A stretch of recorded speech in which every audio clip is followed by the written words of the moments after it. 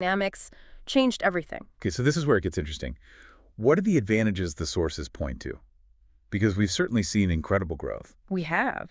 And the sources consistently highlight that capitalism can promote rapid economic development, raise living standards significantly. You see that in many 20th century capitalist countries. And innovation. Huge driver of innovation. This pursuit of profit has just propelled technological advancement like crazy.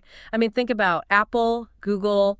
These giants are, in a way, products of this system. It's kind of wild how deeply embedded it is in the tech we use daily, isn't it? It really is. And beyond that, it creates strong incentives for individuals, for businesses to maximize efficiency, productivity. Private property rights are a big part of that incentive structure. Right, ownership matters. It does. And another big point is job creation. We saw this stat that venture-backed companies, for instance, apparently create jobs like 4.5 times faster than others. Wow, 4.5 times. That's significant. That's a powerful metric, yeah. Okay, but nothing's perfect. Let's get into the inherent drawbacks. What does the research consistently flag? And this is where it gets complex, right? A major one is income inequality. The market, left to itself, doesn't ensure fair wealth distribution. It often creates big disparities. Which can lead to social problems. Absolutely. Social unrest, instability, and vulnerability, too. Yeah. Unregulated financial markets can be really unstable. Think the Great Depression in the U.S., 1930s. A stark reminder. And I guess that relentless profit motive can have other side effects, too. For sure. Like the commercialization of essential services, healthcare, education. If it's purely market-driven, it can block access for lower-income people, right? It can perpetuate poverty cycles. Makes sense. And sometimes that profit pursuit can lead to unethical behavior, exploitation. The Ford Pinto case from the 70s is often cited. Oh, yeah, the exploding gas tanks. Exactly, where cost-cutting tragically trumps safety. It's a grim example. Plus, you have the potential for monopolies, environmental damage if short-term profits are the only goal. That Ford Pinto example does stick with you. Okay, so that's capitalism in broad strokes. What about socialism, often seen as the counterpoint? It is. And the material often frames it as the quest for equity. The core idea is collective or government ownership of the means of production factories, land, resources. And the main goal. Prioritizing social welfare over individual profit. The vision is a fairer distribution of resources across society. More equality, basically. When did this really start to emerge as a distinct idea? Mostly in the 19th century. It was a direct reaction to the inequalities and, frankly, the exploitation people saw happening under industrial capitalism. So figures like Marx and Engels. Definitely. Their Communist Manifesto in 1848 was huge. They criticized capitalism's class struggle, envisioned a society with collectively owned means of production, aimed to end worker alienation. And what were the intended benefits? According to proponents, why pursue this model? Well, the main aim is to reduce income inequality, create more social stability. Proponents argue it provides universal access to essentials, healthcare, education. Leading to a healthier, more educated population. That's the idea. And, John Maynard Keynes' ideas, though not purely socialist, influence this.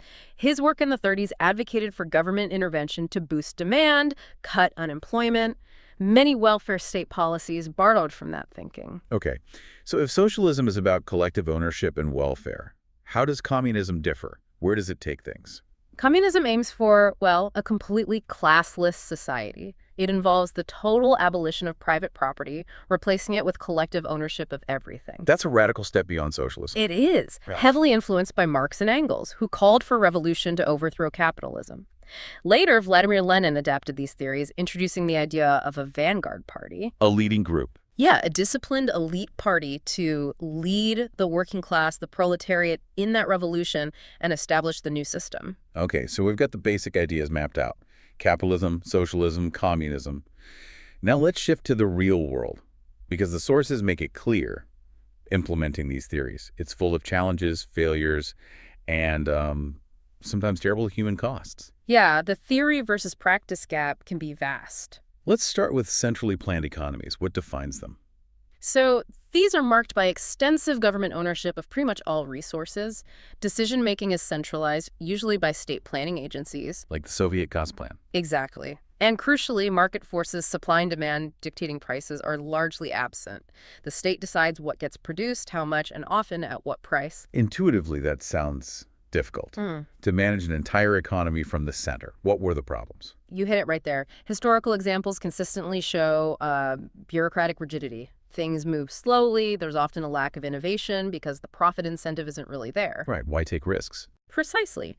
You also see persistent shortages of some goods, weird surpluses of others, and it tends to suppress individual entrepreneurial spirit. And wasn't there a famous critique about information? Ah, yes. Friedrich Hayek's knowledge problem from 1945. His argument was brilliant, really.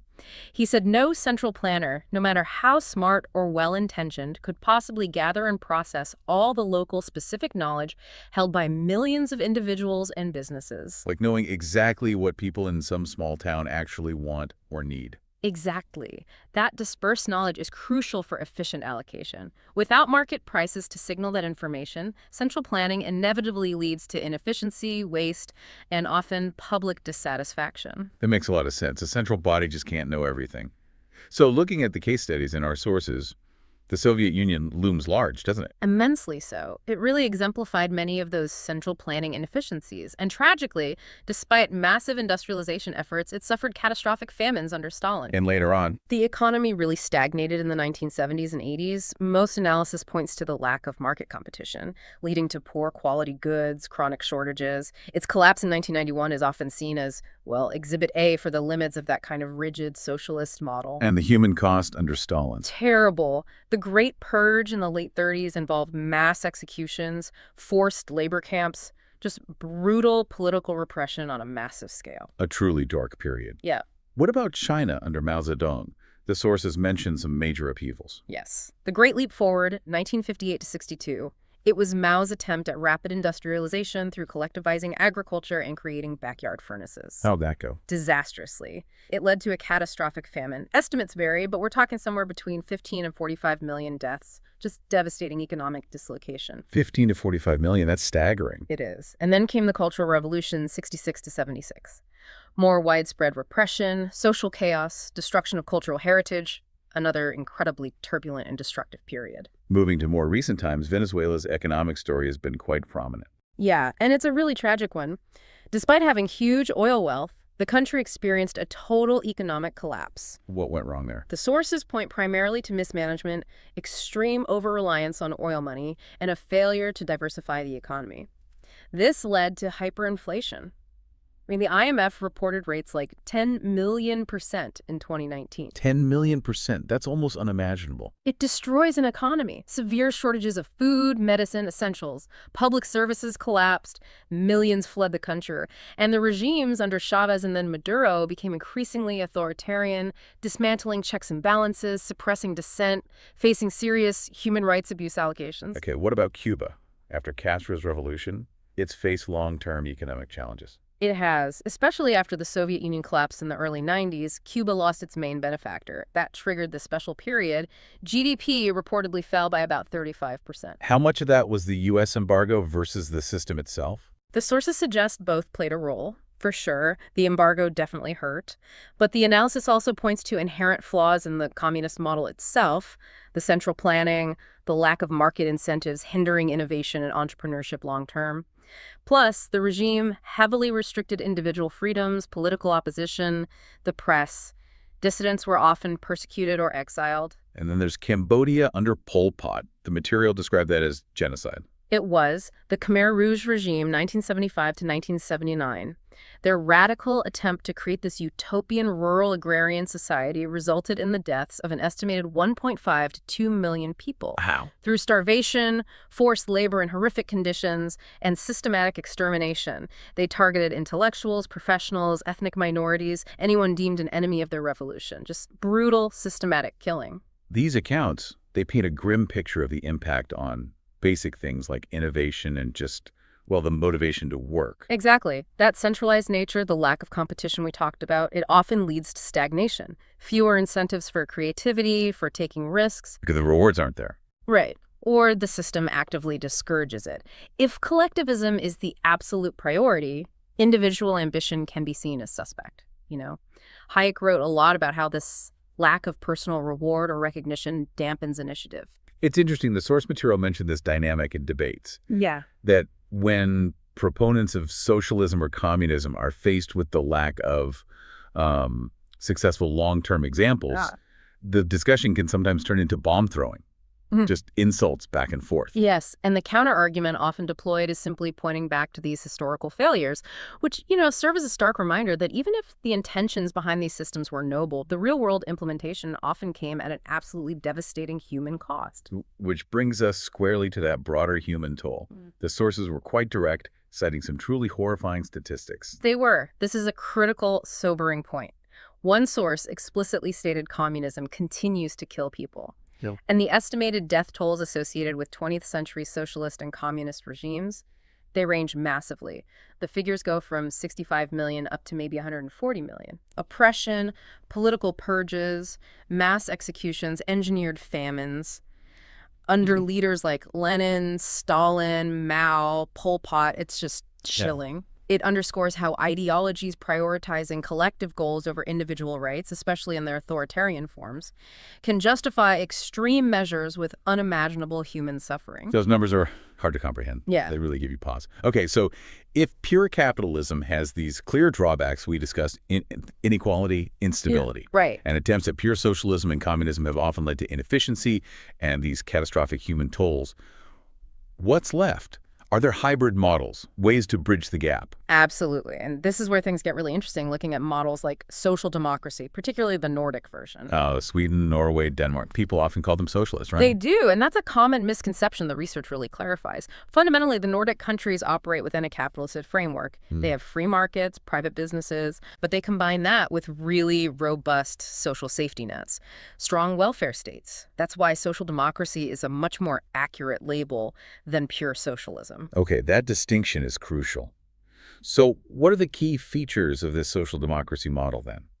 Well, you've got the strong welfare state, usually funded by high taxes. This provides things like universal health care, free or heavily subsidized education, comprehensive social insurance, unemployment benefits, pensions, etc. High taxes, but high services. Exactly. And they often emphasize something called flexicurity. Flexicurity. Yeah, it's a blend. Flexible labor markets, meaning it might be easier for companies to hire and sometimes lay off workers, combined with strong social security. So if you lose your job, there's a safety net to catch you and help you retrain or find new work. It aims for both economic dynamism and social protection. That sounds like a smart balancing act. How did this model come about historically? It has roots in early 20th century labor movements and social reforms.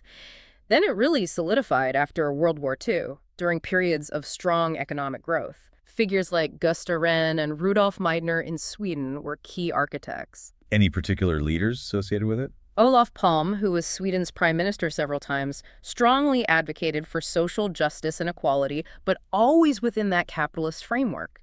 And academics like Gösta Esping Anderson did a lot of work analyzing how these states balance markets and social welfare. And the results? Yeah. The sources suggest these countries do pretty well. Consistently, yes. They're almost always near the top in rankings for standard of living, low poverty rates, economic equality, those comprehensive safety nets. And they consistently rank very high on global happiness indices, too. Like the World Happiness Report. Exactly. And economically, they're strong, high GDP per capita, generally low unemployment, so that they demonstrate you can combine market economies with strong social outcomes. It sounds appealing, but are there criticisms? What are the downsides mentioned in the studies? The main criticism usually revolves around the high taxes needed to fund everything. Critics argue this can potentially stifle economic growth, dampen entrepreneurship, make it harder for businesses to compete internationally. Less incentive to work extra hard if taxes are very high. That's the argument some make. And some studies suggest the regulatory environment can be burdensome, maybe particularly for small businesses or startups. Though, again, countries like Sweden are also known for being highly innovative, so it's complex. Okay, so the Nordic model is one powerful hybrid. But what about addressing capitalism's own flaws within its own system? Without going full social democracy, are there ways to mitigate the downsides? Yes, definitely. And the sources highlight several strategies. First, using government tools for redistribution. Like taxes. Exactly. Progressive taxation is a key one, where higher earners pay a larger percentage of their income in taxes. This has roots going back to FDR's New Deal, and studies generally link it to lower inequality. Kind of levels the playing field a bit. That's the idea. And alongside taxes, social protection programs are crucial. Safety nets.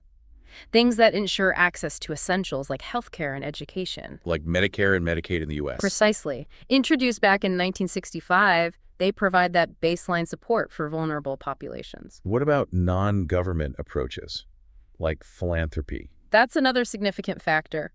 The wealth generated by capitalism can be channeled back into society through private philanthropy. You see historical examples, right? Oh, yeah. Figures like Andrew Carnegie with his Gospel of Wealth idea, John D. Rockefeller, they set up massive foundations, pouring money into education, health, social reform. And today? Contemporary examples like Bill Gates and his foundation's huge investments in global health show this tradition continues. It's a way wealth gets redistributed just through private initiative rather than purely government action. A different mechanism, but similar outcome in some ways. What other models did the sources explore for making capitalism maybe fairer from within? Employee stock ownership plans, ESOPs, came up as a really interesting model. How do those work? Basically, they give employees a direct stake in the company they work for through owning stock. So employees become part owners? Essentially, yes. And the research suggests benefits like increased productivity because employees are more invested, higher job satisfaction, lower turnover. Public supermarkets is a famous example. They've operated as an ESOP since the 70s. It aligns worker interests with company success. That seems really smart, giving workers a piece of the pie. Are there challenges with ESOPs? Sure. One is concentrating risk if the company does poorly. Employees' retirement savings tied up in stock can suffer, and they can be complex to manage. Any other related ideas? Yeah, things like worker cooperatives, which economists like Richard Wolff advocate for. Here, employees don't just own shares, they often participate directly in management decisions and share profits more broadly. These are all seen as ways to make workplaces more democratic and equitable while still functioning within a broadly capitalist economy. Okay, we've covered systems, structures, hybrids. But the material also dug into something deeper. What these models mean for the individual, especially around concepts like freedom, work, property. It's not straightforward, is it? Not at all. Take wage work. Karl Marx famously argued that under capitalism, it leads to alienation, workers feeling disconnected from their labor like cogs in a machine. But is that always true today? Well, that's the nuance. Many modern workers do find real fulfillment and meaning in their jobs, especially in fields focused on human connection like teaching or healthcare. But systemic issues remain. Think about the gig economy, precarious work, lack of benefits. Guy Standing writes about this precariat. It can definitely still lead to feelings of isolation, work just being a commodity. So this idea that having a job automatically equals freedom of choice, it's limited. It often is, yeah. Economic necessity is a huge factor. Labor statistics often show people stay in jobs because they have to financially, not just out of passion. And then you layer on things like discrimination, systemic barriers. These further limit real employment choices, especially for marginalized groups. William Julius Wilson's work highlights that. Okay, and what about private property? That's like a cornerstone of capitalist freedom, isn't it? Yeah. But it's debated. Fiercely debated. Philosophically, yes. Thinkers like John Locke and Adam Smith linked exactly, making them hard to provide purely through the market. So taxes become necessary for a functioning society that provides those shared benefits. Paul Samuelson wrote about this public goods issue. And speaking of shared resources, the tragedy of the commons came up. How does that fit? Right, William Forster Lloyd's idea from way back in 1833. It describes how shared resources like common grazing land often get degraded because each individual acts in their own short-term self-interest. Like everyone puts too many sheep on the common land until it's ruined for everyone. That's the classic example. Overfishing is another modern one. But interestingly, Elinor Ostrom's later work, she won a Nobel for it, challenged the inevitability of this. How so? She showed through extensive research that communities can actually manage common resources effectively through collective governance without privatization or top-down state control. She found examples like community-run irrigation systems in Nepal, successful fishing co-ops in Alaska. So cooperation can work. It's not just pure self-interest versus central control. Exactly. Her work showed there's a viable, often successful third way based on local rules, trust, and shared management. It adds another layer of complexity to how we think about property and collective action. Wow. Okay. So wrapping this all up, what does this mean for us? We've done a really deep dive here. We've looked at the theories, that offer messy realities of capitalism, socialism, communism. Yeah, we've examined the strengths, the growth, the innovation potential, Hmm. and the weaknesses, the inequalities, instabilities, the potential for oppression. And we've explored these nuanced hybrid models, like social democracy, that try to strike a balance between economic efficiency and social equity. We've seen capitalism's power, but also its pitfalls. We've Huh. confronted the aims of socialism and communism versus the often devastating human costs and inefficiencies in their historical centralized forms. And looked at how some systems are really trying to bridge that divide, find new ways to make things work better for more people. It's a continuous process of adaptation and debate, really. So, as we finish this deep dive, here's something to think about. Considering everything we've discussed, the profound triumphs, the tragic failures across history, what blend of economic principles do you think best equips societies to navigate the future?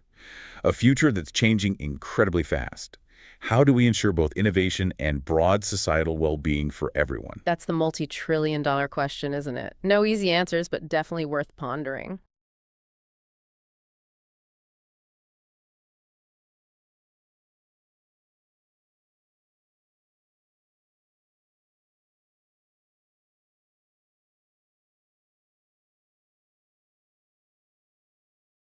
The Importance of Rome, A Legacy of Endurance and Influence. Introduction. The history of Rome is a tale woven into the very fabric of Western civilization. Beginning as a republic in the 6th century BC, it evolved into an empire that spanned continents and cultures, leaving an indelible mark on political, military, and cultural paradigms. The assassination of Julius Caesar in 44 BC marked a pivotal moment that signaled the end of the Roman Republic, yet the legacy of Rome continues to resonate through history. This paper explores the significance of Republican Rome, highlighting its durability, military conquests, cultural assimilation, complex religious dynamics, and influential governance structures that have shaped modern societies. Durability and longevity. One of the most remarkable aspects of Rome is its remarkable durability. The Roman Republic lasted for over 500 years before giving way to imperial rule, which itself endured for more than 5 centuries. This longevity can be attributed to several factors: strong governance structures, military prowess, and adaptability in absorbing other cultures while maintaining core Roman values. The Roman government was characterized by a unique balance of power among different classes: patricians, the elite; plebeians, the common people; senators, the legislative body; and later emperors who held significant authority. This division allowed for a system where different voices could be heard, while also ensuring stability through checks and balances. The political framework established during this era served as an inspiration for modern democratic systems. Military prowess and conquest.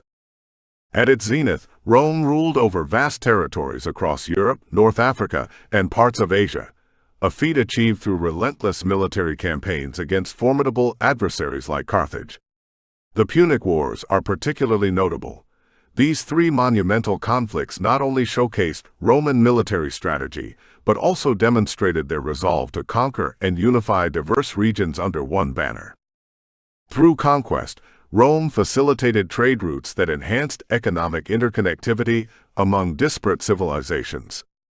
These interactions led to cultural exchanges that enriched Roman society with Greek philosophy, art forms, and literature, an absorption that helped shape Western intellectual thought.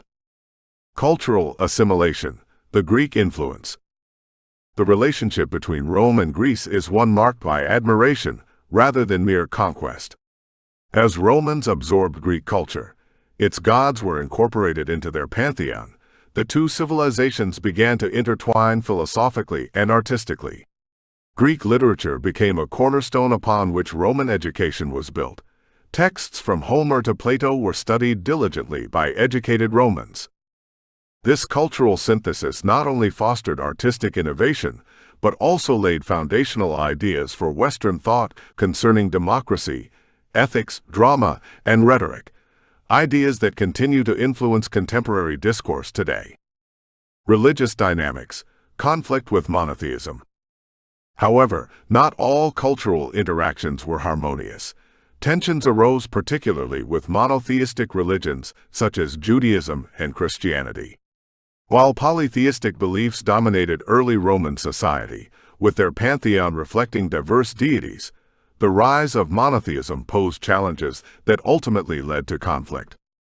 Jews resisted Hellenization efforts imposed by Roman rule, while Christians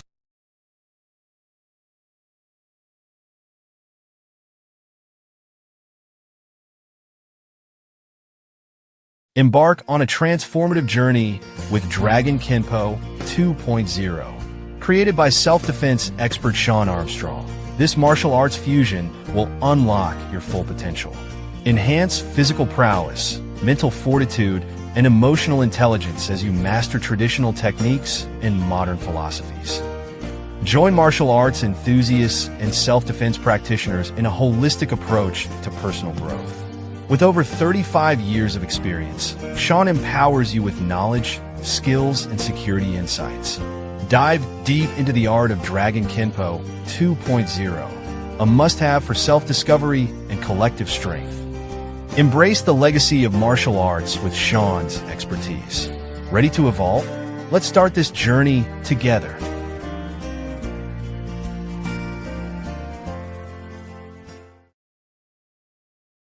E aí, pessoal, já ficaram sabendo da novidade? Karatê não é só um esporte, é um caminho lendário de transformação. E o Dragão Kenpo 2.0 é o seu guia nessa jornada. Descubra o... Não é só uma série de livros, é o seu mapa para dominar o Karatê. Da faixa branca à preta, cada livro da coleção Dragão Kenpo 2.0 te leva pelas etapas do Karatê com sabedoria e dedicação incomparáveis. Tipo um mestre Yoda das artes marciais. Comece com e aprenda os fundamentos, a base de tudo, igual construir um castelo de areia, tijolo por tijolo. Domine as técnicas intermediárias com aí você já começa a se sentir um verdadeiro faixa coral. Prepare-se para os desafios avançados em hora de mostrar que você é casca grossa, que nem o Anderson Silva. E finalmente, alcance a maestria com nível mestre Kami, sabe? Cada página é um passo mais perto de se tornar a melhor versão de si mesmo. Preparado para começar sua jornada épica? Garanta já o seu exemplar na Amazon. Transforme seu karatê com o Dragão Kenpo 2.0, porque a jornada de 1000 chutes começa com uma única página.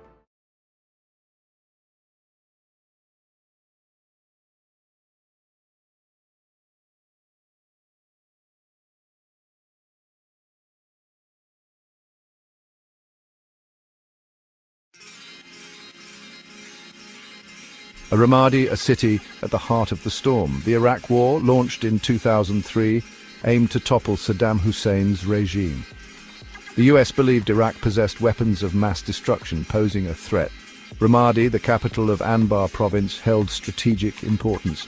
Situated along the Euphrates River and a vital highway, it became a logistical and symbolic battleground.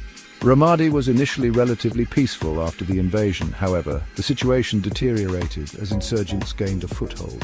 The city's Sunni population, alienated by the new Shia-dominated government, became susceptible to insurgent propaganda. The US military presence, often perceived as heavy-handed, further fueled resentment and instability. The insurgency in Ramadi was characterized by its ferocity and complexity. Foreign fighters affiliated with Al-Qaeda in Iraq flocked to the city. They exploited the growing sectarian tensions and established a reign of terror. The US faced a determined enemy, adept at guerrilla warfare and exploiting the urban terrain. As the insurgency gained momentum, Ramadi descended into chaos. The city became a battleground for control, with civilians caught in the crossfire. The US military struggled to contain the violence, facing daily attacks and a determined enemy. The struggle for Ramadi became a microcosm of the broader Iraq War, marked by brutality, resilience, and the human cost of conflict. The fall of Fallujah, a city just east of Ramadi, in November 2004, had significant repercussions on the insurgency in Anbar province. After a brutal siege, US forces regained control of Fallujah, but the victory came at a cost. Many insurgents escaped the city and sought refuge in Ramadi, bolstering the existing insurgent networks. The influx of battle-hardened fighters transformed Ramadi into a stronghold for al-Qaeda in Iraq. Abu Musab al-Zarqawi, the ruthless leader of AQI, declared Ramadi the capital of the Islamic State he sought to establish. The city became a hub for insurgent operations, including IED attacks, suicide bombings, and ambushes on coalition forces. The US military faced a formidable challenge in Ramadi. The insurgents were deeply embedded within the population, making it difficult to distinguish friend from foe. The use of sophisticated IEDs and the constant threat of sniper fire made every patrol a dangerous undertaking. Despite the dangers, US forces continued to conduct operations in Ramadi, trying to establish security and rebuild trust with the local population. However, the situation remained volatile, with the city caught in a deadly cycle of violence and retaliation. By 2006, the situation in Ramadi had reached a critical point. The city was on the verge of falling completely under insurgent control. Recognizing the gravity of the situation, the US implemented the Surge, a new strategy that involved deploying thousands of additional troops to Iraq, particularly to Anbar province. The Surge coincided with a pivotal development in Anbar, the Anbar Awakening. Sunni tribes, disillusioned with AQI's brutality and increasingly aligned with US interests, rose up against the insurgency. This local uprising, supported by US forces, proved instrumental in turning the tide against AQI in Ramadi. The awakening had a profound impact on the security situation in Ramadi. Local tribesmen, now allied with the US, provided crucial intelligence and manpower, leading to the dismantling of AQI networks. The city witnessed a significant decrease in violence, allowing for the beginnings of reconstruction and reconciliation. The success in Ramadi, attributed to both the Surge and the Awakening, offered a glimmer of hope in a war that had become increasingly unpopular. It demonstrated the potential for progress through a combination of military might, political engagement, and most importantly, the support of the local population. The Second Battle of Ramadi stands as a pivotal chapter in the Iraq War. It underscored the complexities of counterinsurgency warfare, where military victory is often elusive and intricately linked to political and social dynamics. The battle highlighted the importance of understanding local grievances, building alliances, and empowering indigenous forces. The Anbar Awakening, born out of the ashes of Ramadi, demonstrated the power of local initiatives in combating extremism. It provided a stark reminder that lasting peace cannot be imposed from the outside, but must be nurtured from within. The lessons learned in Ramadi continue to resonate today. The battle serves as a case study in the challenges of fighting in complex urban environments against a determined and adaptive enemy. It underscores the importance of cultural awareness, intelligence gathering, and winning the hearts and minds of the local populace. The Second Battle of Ramadi, while ultimately a tactical victory, left an indelible mark on the Iraq War and beyond. It served as a crucible for refining counterinsurgency strategies and highlighted the enduring complexities of modern warfare. The city's resilience in the face of unimaginable violence stands as a testament to the human spirit's ability to endure and rebuild, even amidst the ruins of conflict.